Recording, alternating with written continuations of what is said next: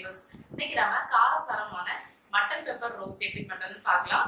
இது வந்து plain rice, biryani எல்லாத்துக்குமே சைடு டிஷ்ஷா சாப்பிட ரொம்ப டேஸ்டா இருக்கும். இல்லனா ரொட்டி, சப்பாத்தி, ஆப்பம், இடியாப்பம் எல்லாத்துக்குமே சேர்த்து சாப்பிட ரொம்ப டேஸ்டா இருக்கும். சோ வீடியோக்குள்ள போறதுக்கு முன்னாடி என்னோட சேனலை நீங்க ஃபர்ஸ்ட் டைம் விசிட் பண்றீங்கன்னா மறக்காம சப்ஸ்கிரைப் பண்ணிக்கோங்க.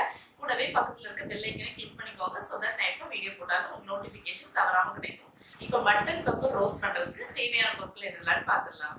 1/4 கிலோ மட்டன் நல்லா வாஷ் பண்ணி க்ளீன் பண்ணி எடுத்து வச்சிருக்கேன். மட்டனை வேக வைக்கும் போது கூட சேர்க்கறதுக்காக 1/4 டீஸ்பூன் மஞ்சள் தூள், ஒரு சின்ன துண்டு பட்டை, 2 கிராம்பு, ஒரு ஏலக்காய் எடுத்து வச்சிருக்கேன். ஒரு பெரிய வெங்காயம் தோலை உரிச்சிட்டு நீல வாக்கில் கட் பண்ணி எடுத்து வச்சிருக்கேன்.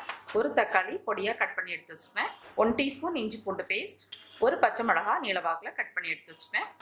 1 டீஸ்பூன் மிளகுத்தூள், கொஞ்சம் மல்லி இலை, அப்புறம் 2 கொத்து கறிவேப்பிலை. மசாலா அரைக்கிறதுக்காக 2 சின்ன துண்டு பட்டை, 1/8 டீஸ்பூன் அளவுக்கு மிளகு, 1/4 டீஸ்பூன் சோம்பு, 2 ஏலக்காய், 3 கிராம்பு, 2 பிஞ்ச் மஞ்சள் தூள், 1/2 டீஸ்பூன் மிளகாய் தூள், 1/2 டீஸ்பூன் மல்லித்தூள் எடுத்து வச்சுக்கிறேன். தேவையான அளவு உப்பு, தேவையான அளவு தேங்காய் எண்ணெய். ஃபர்ஸ்ட் ஒரு குக்கர்ல நம்ம வச்சிருந்த 1/4 கிலோ மட்டன் கூடவே மஞ்சள் தூள், அப்புறமா பட்டை, கிராம்பு, ஏலக்காய் சேர்த்துடலாம். இதுக்கு கூடவே ஒரு 1/4 கப் அளவுக்கு தண்ணியும் சேர்த்துடலாம். இது இப்போ ஸ்டவ்வுக்கு மாத்திடலாம். ஸ்டவ்ல வச்சு மூடி வச்சு ஒரு 5 விசிலுக்கு வேக வச்சிடலாம். ஃபர்ஸ்ட் மசாலா எல்லாம் அரைச்சிக்கலாம். அரைக்கிறதுக்காக எடுத்து வச்சிருந்து எல்லா பொருட்களையும் சேர்த்துடலாம். மஞ்சள் தூள், மல்லித்தூள், மிளகாய் தூள், பட்டை, கிராம்பு, ஏலக்காய், பெருஞ்சீரகம், அப்புறம் மிளகு எல்லாத்தையும் சேர்த்துடலாம். இப்போ இதுல கொஞ்சமா மட்டும் தண்ணி சேர்த்து நல்ல பேஸ்ட் மாதிரி அரைச்சு எடுத்துக்கோங்க. இந்த மாதிரி பேஸ்ட் பண்ணி எடுத்து வச்சுக்கோங்க. அடுத்து வெங்காயத்தை ஃப்ரை பண்ணிக்க போறோம். அதுக்கு ஒரு பேன்ல கொஞ்சமா தேங்காய் எண்ணெய் சேர்த்துடலாம். எண்ணெய் சூடானதும் அதுல வெங்காயத்தை சேர்த்துடலாம். இது வந்து ப்ரௌன் ஆகுறது வரைக்கும் நல்லா வதக்கி வச்சுக்கோங்க.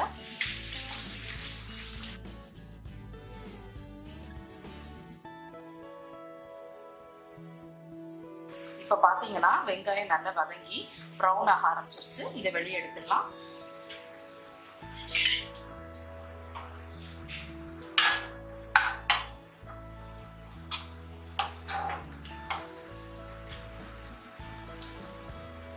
இப்போ அதே எண்ணெயில் இஞ்சி பூண்டு பேஸ்ட் சேர்த்துடலாம். இஞ்சி பூண்டு பேஸ்ட்டோட பச்சை வாசனை போகிற வரைக்கும் நல்லா வதக்கிட்டுருக்கோங்க. இப்போ பார்த்தீங்கன்னா இஞ்சி பூண்டு பேஸ்ட்டோட பச்சை வாசனை போயிடுச்சு. நம்ம அரைச்சி வச்சிருந்த மசாலா சேர்த்துடலாம். மசாலாவோட பச்சை வாசனை போகிற வரைக்கும் நல்லா வதக்கி விட்டுக்கோங்க. மசாலா சேர்த்தோன்னா பார்த்தீங்கன்னா நல்ல ஒரு வாசனை வரும். ஸ்பைசஸையும் ஃப்ரெஷ்ஷாக அரைச்சி சேர்த்ததுனால நல்ல ஒரு வாசனை கிடைக்கும். இப்போ மசாலாவோட பச்சை வாசனையெல்லாம் போயாச்சு. இதுக்கு கூடவே ஒரு பச்சை மிளகாய் கட் பண்ணி வச்சுருந்தோம்ல, அது ஒரு தக்காளி சேர்த்துடலாம். சேர்த்துட்டு நல்லா வதக்கி விட்டுக்கோங்க. தக்காளி நல்லா வேகிறதுக்காக கொஞ்சம் மூடி போட்டு வேக விடலாம். இப்போ பார்த்தீங்கன்னா தக்காளி நல்லா மசிஞ்சு வந்துருச்சு. இந்த டைமில் நம்ம வேக வச்சிருந்த மட்டன் சேர்த்துடலாம். அதில் இருக்க தண்ணியோட சேர்த்துக்கோங்க.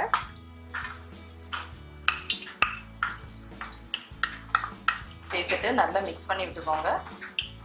நம்மளோட ரோஸ்ட்டுக்கு தேவையான அளவு உப்பு சேர்த்துடலாம். இதில் இருக்க தண்ணி எல்லாமே வந்து நல்லா வத்தட்டும். இது வரைக்கும் இதை க்ளோஸ் பண்ணி வச்சு வேக விடலாம்.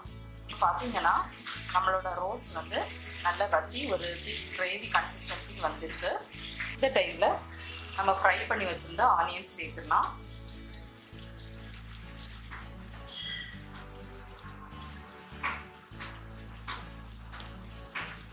சேர்த்துட்டு நல்லா வதக்கி விட்டுக்கோங்க.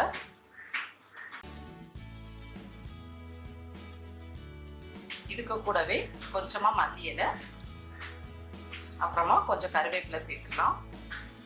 எப்பவுமே இந்த மாதிரி ரோஸ்ட்டுக்கெல்லாம் கறிவேப்பிலை வந்து கொஞ்சம் அதிகமாக சேர்த்துக்கோங்க. அப்போ நல்ல வாசனையா இருக்கும். கொஞ்சம் ஃப்ரை பண்ணி விட்டுட்டு கூடவே மிளகுத்தூள் வச்சுருந்தோம்ல, அதை சேர்த்துடலாம். மிளகுத்தூள் வந்து நான் இன்னைக்கு 1 டீஸ்பூன் ஆட் பண்ணியிருப்பேன். நீங்கள் வந்து உங்களோட காரத்துக்கு ஏற்ப ஆட் பண்ணிக்கோங்க. மிளகுத்தூளை நம்ம கடைசியாக சேர்த்தா தான் நல்ல வாசனை இருக்கும். அதனால ஃபர்ஸ்ட் சேர்க்க வேண்டாம், கடைசியாக சேர்த்தா போதும். இது இன்னும் கொஞ்சம் ட்ரை ஆகட்டும். இப்போ பார்த்தீங்கன்னா நம்மளோட மட்டன் ரோஸ்ட் வந்து நல்லா ட்ரையாக வந்துருச்சு. இந்த டைமில் ஸ்டவ் ஆஃப் பண்ணிடலாம். ஸோ ஃப்ரெண்ட்ஸ், நம்மளோட காரசாரமான மட்டன் பெப்பர் ரோஸ்ட் சூப்பராக ரெடி ஆயிடுச்சு. நல்ல வாசனையாக இருக்குது. கண்டிப்பா நீங்களும் ட்ரை பண்ணி பாருங்க. ட்ரை பண்ணி பார்த்துட்டு எப்படி இருந்துச்சு உங்களோட கமெண்ட்ஸ் ஷேர் பண்ணுங்க. இந்த வீடியோ உங்களுக்கு பிடிச்சிருந்தா என்னோட சேனலுக்கு மறக்காம சப்ஸ்கிரைப் பண்ணுங்க. தேங்க்யூ.